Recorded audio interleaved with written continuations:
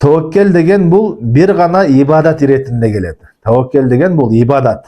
Мындайча айтканда, дуаны айтты га, ибадатта болуп келет, ибадат эмес болуп келет деп. Жардам суроо, истиана деген жардам суроо, ибадатта болуп келет, ибадат эмес болуп келет. Мисалы үчүн Аллахтын колунан келе турган нерселерди Аллахтан сурасаң ибадат.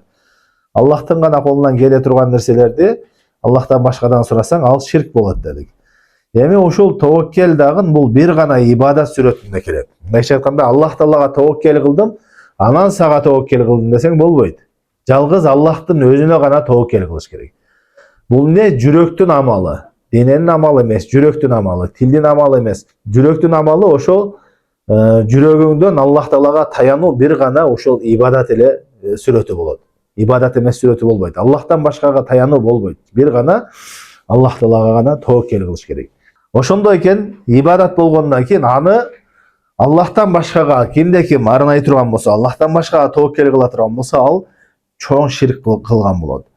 Кайсы нерселерге таваккел кылышы мүмкүн? Мисалы үчүн, арбактарга, олияларга деп өлгөн адамдардан жанагы олияларды ортомчу кылып сыйынгандар, ошолорду ыйык туткандар, ошолорго таваккел кылып жүрөгүнөн ошолорго таянышы мүмкүн. Ушулар жакшылыкка алып келет, жамандыкты кетирет деп. Ал чоң ширк болот. Же болбосо жаныңда жок болгон, алыста болгон кишилерге, ошолор билип турат, олиялар жакшылык жамандыкты ошолор алып келет деп таваккел кылса, бул да чоң ширк болот. Же болбосо Аллах тирүү адам болсо да, жаныңда болсо да, Аллахтын гана колунан келе турган иштерде ошол адамзатка таваккел кылган болсоң, адамга таянсаң жүрөгүңөн, анда ал дагы ширк болот.